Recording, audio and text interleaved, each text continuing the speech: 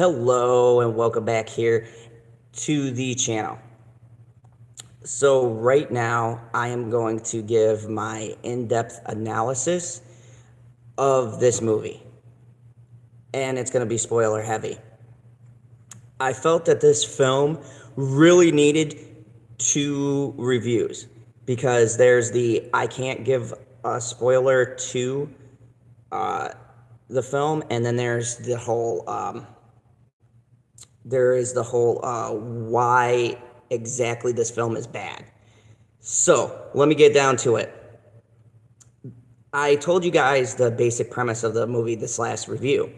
So I'm going to kind of deep dive into what makes this so disjointed and average at best, so that you guys have a clear, concise understanding of why exactly I didn't particularly care for the film. Because I think this movie is a great discussion piece for why exactly this movie doesn't work. So I gave you my overall view, and now I'm going to give you a longer plot point. So the story goes, and actually the first 30 minutes of the film is actually quite interesting, but the story goes that there's a war between the Kree and the Skrull. And the Skrull are these shape-shifting beings that have been fighting the Kree now for years, and they apparently take over a planet and assimilate into its population. And I'm watching it and I'm going, okay, interesting. I know about the Skrull, so this is a good start, good villain. It even had me saying maybe this isn't going to be bad. Maybe the hype was just, overblown. And I didn't go in saying, oh, I hate this because of Brie Larson. I actually went in going, you know what? I'm going to leave the critics outside the door. I'm going to leave my own personal opinions outside, and I'm just going to focus on the film. So when it starts off, it has promise. It has a promise of a very good overarching theme that's going to be going on. Now, here is where the film starts to fall apart, is after Captain Marvel has her encounter with the Skrull. So you start off, and Captain Marvel, a.k.a. Carol Danvers, whatever you want to call her, Brie Larson's Captain Marvel, she is part of this elite force called the Star Force, and they are like the special forces of the Kree.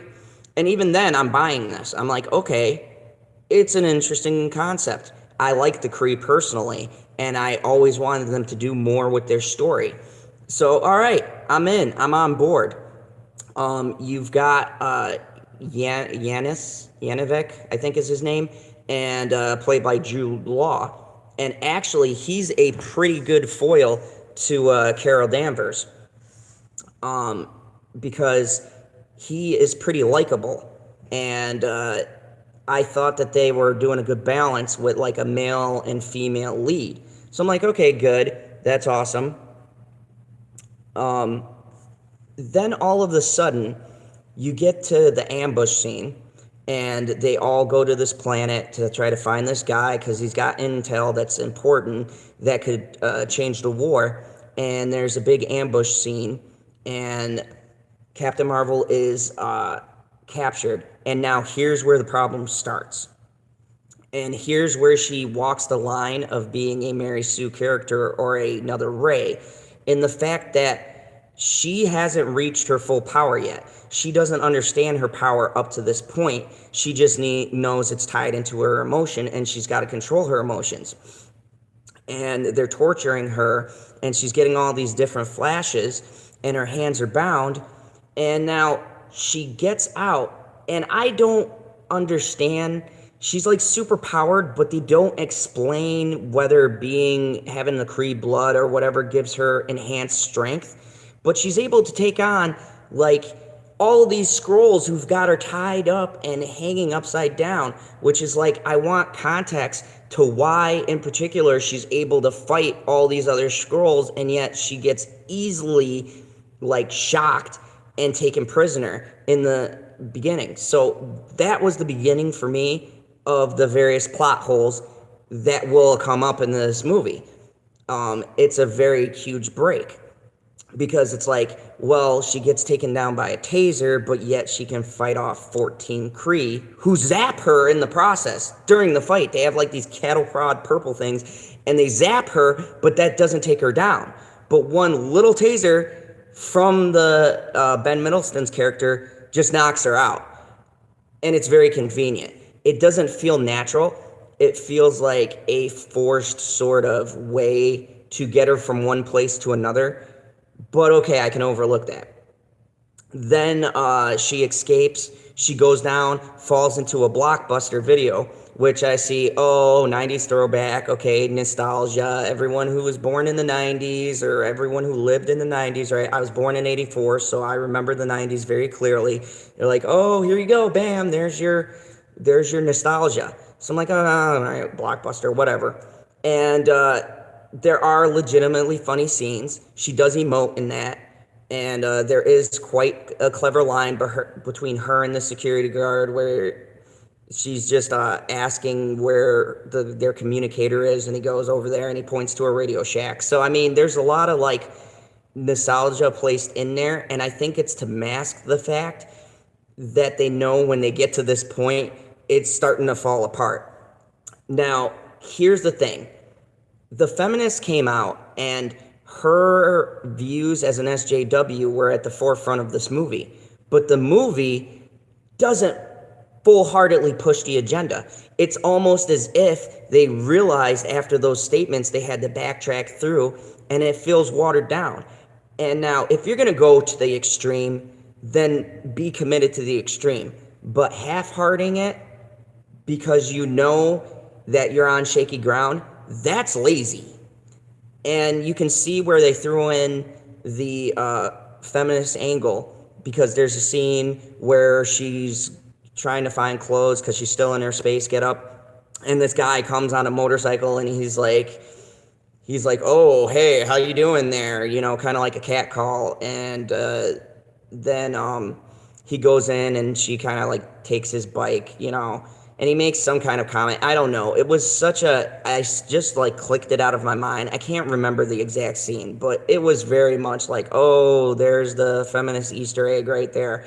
Okay, good. We've had our little shot right there. So, but here's my thing, that it's scenes like this that don't really add or take away from the movie. They're just there. And if you're going to go in a feminist angle, that is not really saying anything, okay? It's not one way or the other, so why put the scene in the movie? Now, getting to the Skrulls. So my problem with Captain Marvel is that she and Brie Larson as Captain Marvel, she's not actually bad. As much as I don't like Brie Larson as a person, I don't think her acting really was the problem, because I did see different range of emotions. I think her problem is the writing and the directing wasn't there. So when you see the film, it feels like they just tell her to act, but she needs direction. So she's not an actress, I think, that can just make up things as she goes. She needs a general direction, and you get a sense that there is no general direction. Therefore, she's lost in what she's supposed to do in this role. So that is my whole problem. Wow, that's a really weird angle. Sorry, experimenting while you're watching this. This is my first time using my Galaxy. There we go. Whoop, whoop. Okay, this is fun stuff you get on my channel. So anyways, it's as if she's not given a direction to act. So she has to ab-lib it, and she is not an ab-lib kind of actress. It's very apparent through this. The moments she shares with Nick Fury are good, and I'll get to those, but just in general, Captain Marvel in this film has a problem because Captain Marvel is not a standout. So let's get back to the blockbuster where we get Nick Fury. Now, Nick Fury comes in, and Samuel L. Jackson has charisma, and he knows the role. So as soon as he comes in, and that de-aging that they do is phenomenal. But as soon as he comes in, he's got that kind of swagger. He's got that kind of charisma that he's normally brought to the role. So that is where I think you start to get the enjoyment factor, because just her acting up to this point was sufficient, but there was really no pop for me.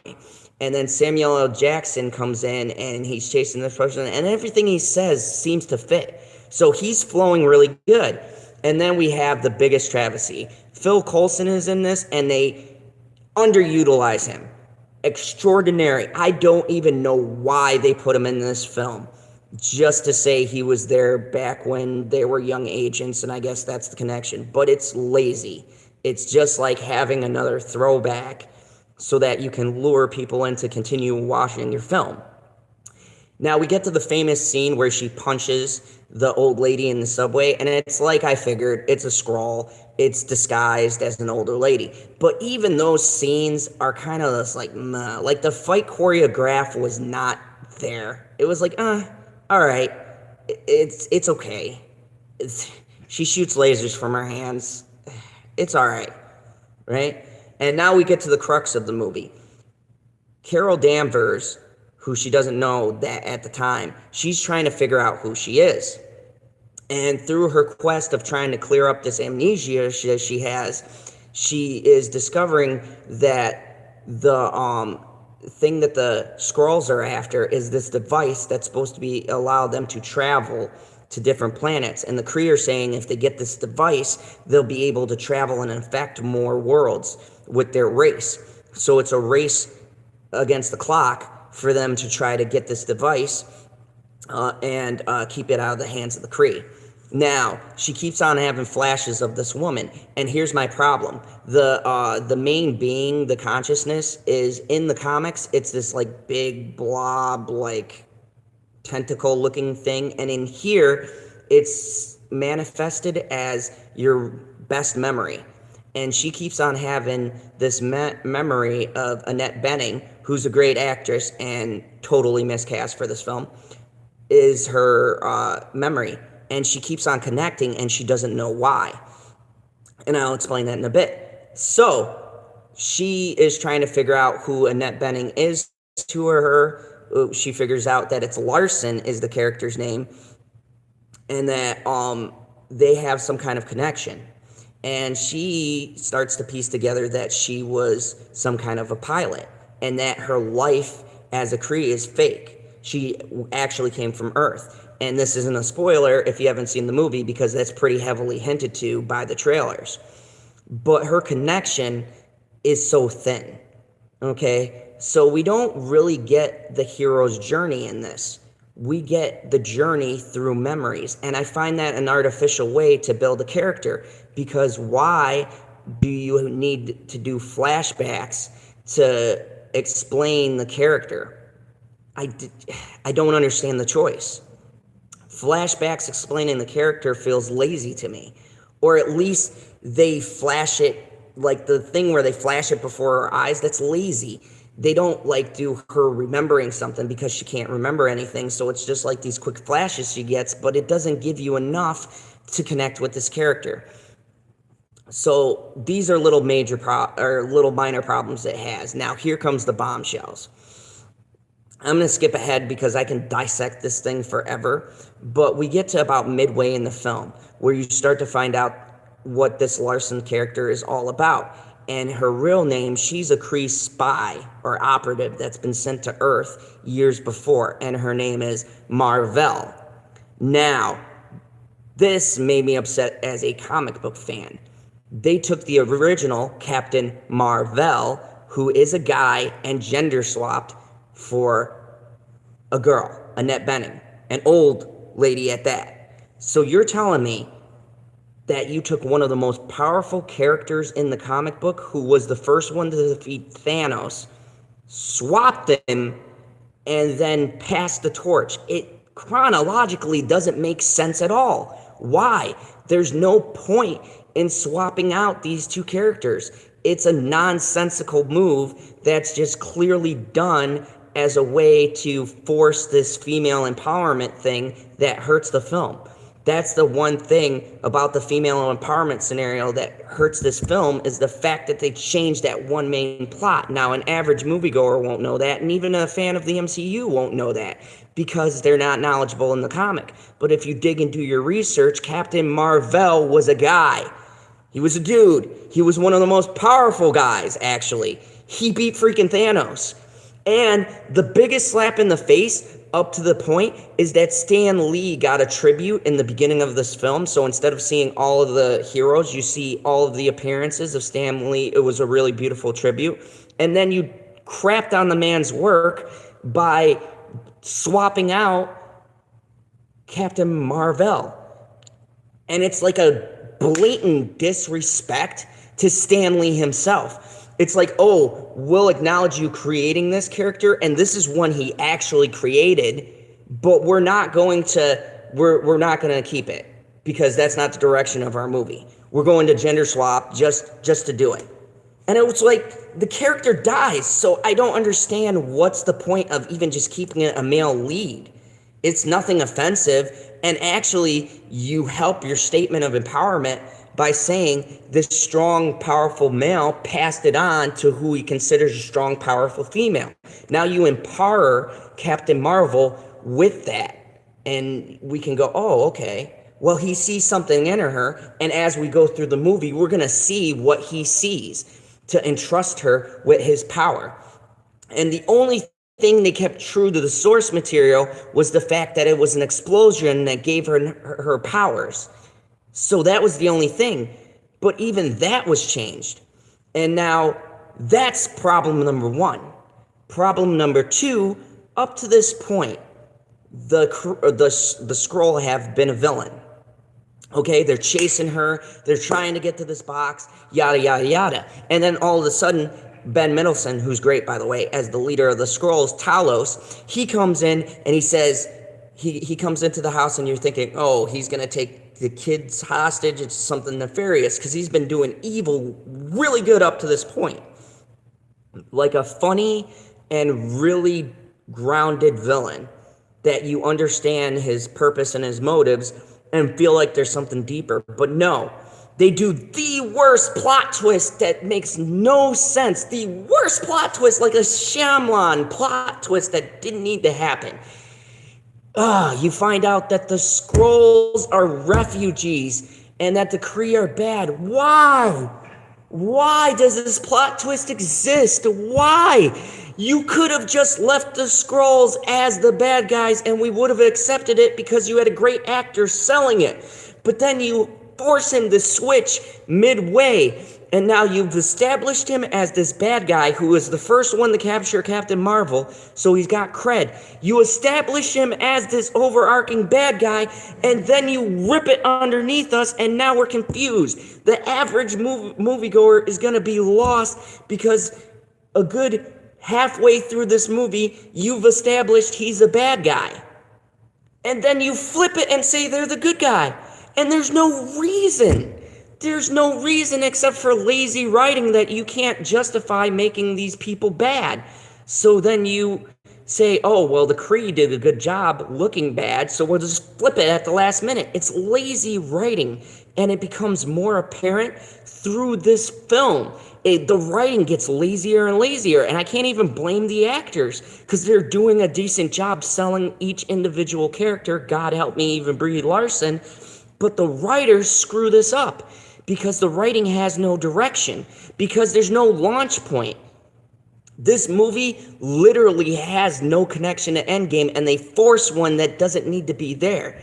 So you get to the part where it flips, and now the Kree are the bad guy, and predictably, you look at Jude Law and you say, yeah, I hope they don't do this, but he's going to be the bad guy, isn't it? He's going to be... Plot twist! He's the freaking bad guy. He's the bad... Oh, my God. I spent an hour and a half. As a logical person, I figured out your plot twist like a half hour in the movie. I looked at Jude Law and I looked at their relationship and I said, he's a bad guy. Wait for it. Wait for it. Wait for it. I'm all the way to the end. And there it is. As soon as they said the Skrulls were good, I go, I knew it. And then they show the flashback and I go, and here's Jude Law. Predictable. Predictable. For a high budget movie that's setting up for Endgame, you should not have that predictable of a plot twist in your movie. You should have kept it as is. It was intriguing. You had me hooked. But then you had to throw in that plot twist. And why? I'll tell you why. And I don't like speaking political, but the concept of the Skrulls is that they are refugees being hunted down by the powerful Kree and persecuted, and they need to find a home. Really? It's subtle, but they say it out of their own mouth. So really? You have to throw that jab in there on top of it. And oh my God, okay, so we get past all that. You're disappointed by the plot twist, and then oh my God, the final battle. Oh, so much cringe. So they're throwing 90s tunes in here, and I'm digging the 90s vibe because I like the 90s music, okay? And the songs kind of fit, okay? I can buy it. Final battle scene we come to, right? The Kree go and find the spaceship. They're getting ready to go home. You find out that Larson's character was building essentially a transport for the Skrulls to leave and find their own planet and place in the galaxy. All right, fine. At this point, I'm just like, whatever. I'm already almost done with this film. I might as well finish it out. So these guys are refugees. They want to find a home world. And then they have this battle, and of course, Jude Law captures them all. And of course, he puts the little mind thing on her to speak to the High Council, whatever the heck the Kree thing is, puts the little mind mojo on. And she gets the vision of the person that is closest to her, and she's fighting that battle. Fine, I could do the inner turmoil thing. Once again, predictable. And what happens? Oh my goodness. So she breaks out of this mind thing. Yeah, this is a big rant, I told you. She breaks out of this mind thing, and she's sitting there with her vision of Larson, and Nirvana's Come As You Are is playing. And I don't have a problem with this. If you're going to go into a flashback, Nirvana's a good choice, and I love Come As You Are.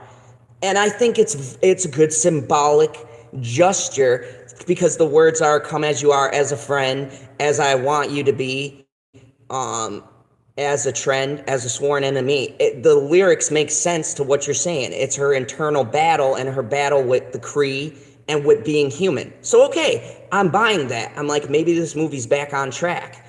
And, you know, the Kree have captured everyone. And Nick Fury is in trouble. And I'll come back to Monica Rambeau because I need a separate rant for that one. I'm just taking you through the movie. And so then we get to them being in this cage. And of course, you're wondering what's up with Goose. Why is this Skrull guy terrified? Because there's a funny scene where Ben Mendelsohn's character, Talos, is definitely afraid of this cat. And I found it hilarious. Goose for 2020 presidential election.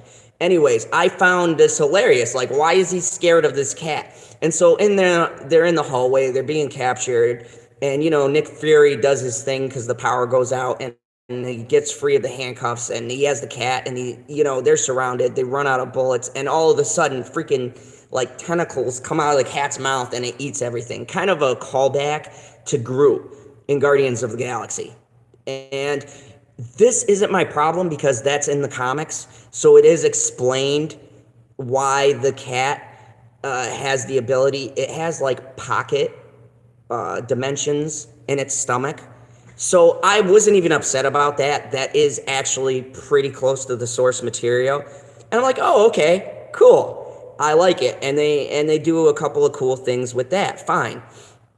Now, Carol Danvers has a battle, internal struggle. I'm expecting big revelations, and all we get are flashes. Oh, God.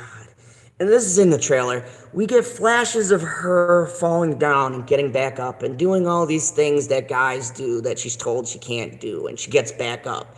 And I'm like, oh, all right, the generic whatever comeback. And then she flashes her power, and she goes all red, and just like in the trailer, her whole hair goes red or whatever, and she breaks the Kree hold. And boom, shoots out like super, like Nova power. and takes all these guys out. And I'm like, okay, fine, kind of interesting. Maybe we'll see the full extent of the power, seeing as to there's no character building. And she's taking out Kree right and left. And then she comes face to face with her Force, who were once her friends. Now, you would think there'd be an emotional song playing, even if you go back to the 90s, and they play No Doubt's I'm Just a Girl. I kid you not. The final action sequence of the film, they play No Doubt I'm Just a Girl. That is the worst song choice, and not just I love No Doubt and I love Gwen Stefani, but that is a terrible song choice. Why?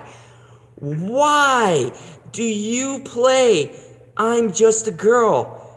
I mean, I understand, oh, there's the SJW tag right there, but of all the girl power songs you can play, you pick that and make it a goofy final end battle. It doesn't fit. It's out of context. So anyways, they escape from the ship. And now, cool callback. You have my favorite Kree. Of course, you have Ronan. And Ronan is underused up to this point. So then he goes, we have judged this planet, blah, blah, blah. And he comes in with his ships. And I'm like, yes, Ronan. All right, maybe we'll get a cool fight scene, right? You get to see a little pre-Ronan before Guardians of the Galaxy, right? You get to see, like, Ronan with the hammer.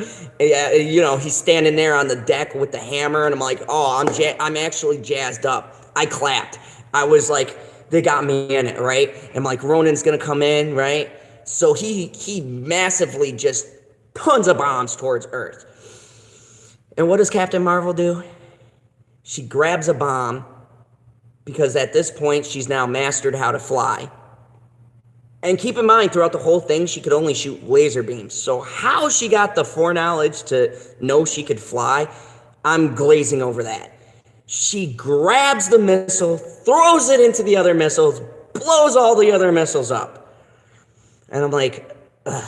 And then she flies up. There's 3 Kree warships. She flies through one Kree warship, very anticlimactically. There's a bunch of other Kree starships that pursue her. Of course, she blows them up with her little hand laser things. And she's like, she looks at Rowan with the mohawk and everything, and she looks up, and kind of like a ripoff from Dark Phoenix, from my favorite, like Jean Grey. She does that like fire thing, and I'm like, and it would have been good if Ronan would have been featured more, but he just looks at the other guy and goes, okay, let's go home. And I'm like, what? What? Ronan the Accuser? What? First off, you bring 3 ships? That doesn't even sound like what Ronan would do based on what you established in Guardians. And that's his response?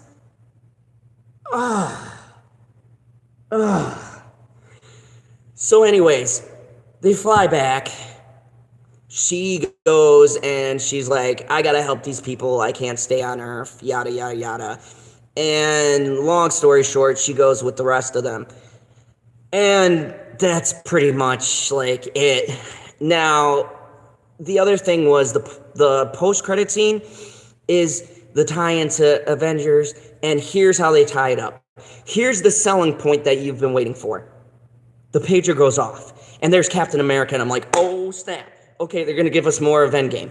There's Captain Widow, and there's Scarlet Witch, and there's Black Widow and Captain America, right? And Black Widow's looking, and she's like, oh, another, we've lost 2,000 more, and all this stuff's the snap, right? So you're seeing on the globe all of these people that are essentially dying from the infamous Thanos snap. And then you look and you see Cap's face and everything, and then all of a sudden, Hulk comes in and he goes, hey, the pager thing stopped beeping. And everyone's looking.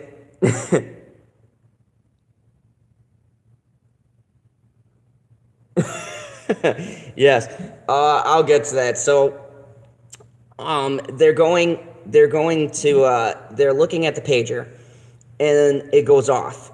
And then, like, there's not even a dramatic entrance, just Captain America talking, and he goes, "We got to figure out who was on the other end." And then Black Widow's talking, and she's like, "We've got to get it back online because Fury wanted us to find it." And then all of a sudden, standing right behind them is Carol Danvers, and she goes, "Where's Fury?" And that's it. And I'm like, so I stay for the end post-credit, and basically another plot point was with the tentacles, the goose can eat anything, and he eats the Tesseract. And Nick Fury keeps this cat. And at the end, it throws up the Tesseract. So the whole thing was the whole connection between how S.H.I.E.L.D. got the Tesseract when he was experimenting back in the first Avengers. It was from Goose the Cat. And where the heck Goose was during the Avengers is never explained. Okay, nothing is explained. So, okay, now, here's the major parts that ruined it. So, making Marvel a woman ruined it. The other plot point, Nick Fury's eye. I was waiting for the big reveal, and I get that it's supposed to be funny, but the cat scratched his eye. That's how he got the eye patch. A cat scratch. The infamous, the famous, the most BA character in this universe, and a cat scratched his eye, and that's how he gets the eye patch. And I love Goose the Cat, but come on. Really? That is terribly lazy writing. It couldn't be in a battle with Carol Danvers and, or he's shielding someone and gets... No, a cat scratch. A cat scratched his eye. Okay? And then on top of that, here's my separate issue. The thing that they're selling is Carol Danvers' relationship with Monica Rambeau, okay? Or Rambel, and then her daughter is Rambeau, okay? Which is a callback to the original comics. Monica Rambeau is the first Captain Marvel before Carol Danvers, so they shoehorn that in. Now, here's the problem. The two best friends have no chemistry. You do not feel a bond between these two, and yet she doesn't see her for all these years. They come back, they catch up, and then she goes, "Oh, let's go into outer space and stop these people." And her friend goes, yeah, that sounds good. I got nothing going on. Let's go and stop these villains. So you haven't seen your best friend in like 6 years. They tell you they have superpowers, that they're being hunted down. You have a child, and your human reaction is, I'm going to follow my friend into space, into a probably dangerous mission where I could die and orphan my child. And that's cool. There's like no context, no reason. And this is the problem with the movie. It feels like they wrote this and didn't know how to write it. It was not thought out in the Marvel universe, and you could tell.